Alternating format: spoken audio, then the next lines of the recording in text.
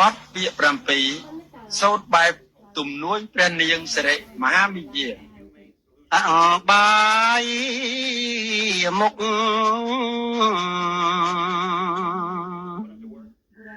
ជុងរុកហិនអើយ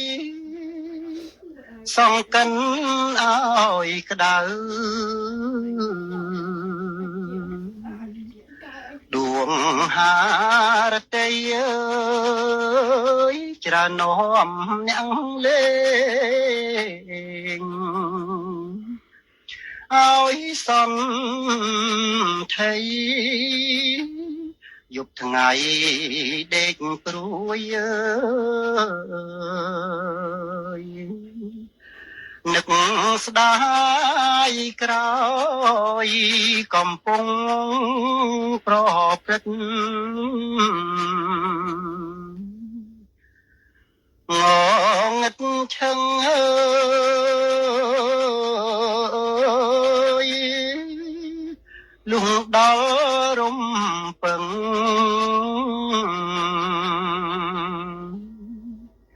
ឃើញញឹកញយអើយទើបបា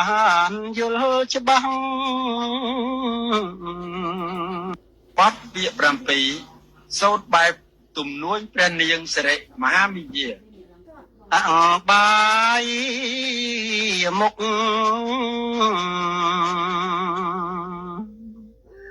ជុងរុកហិនអើយ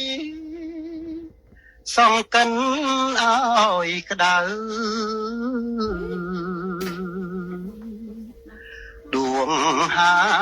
រតីអើយច្រានំអ្នកលេងឲ្យសំថៃយប់ថ្ងៃដេកព្រួយអើយនឹកស្ដាយក្រោយកំពុងប្រព្រឹត្តងងឹតឈឹងអើ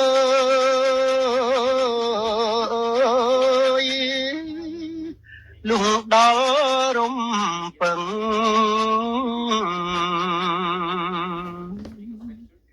ឃើញញឹកញយអើយទើបបានយល់ច្បាស់បទពាក្យ7សូត្របែបទំនួញព្រះនាងសិរិមហាវិជ្ជាអបាយមុខ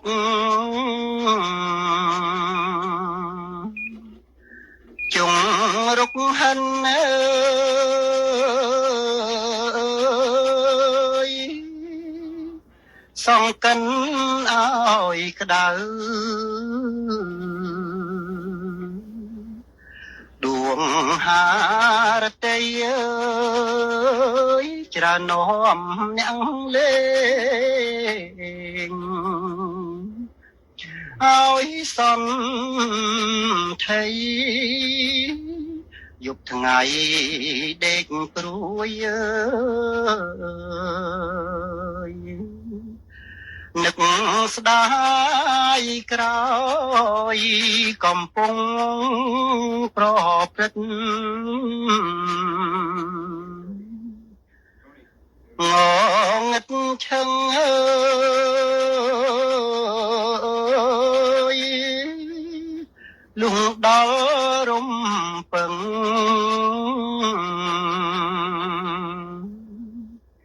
ឃើញញឹក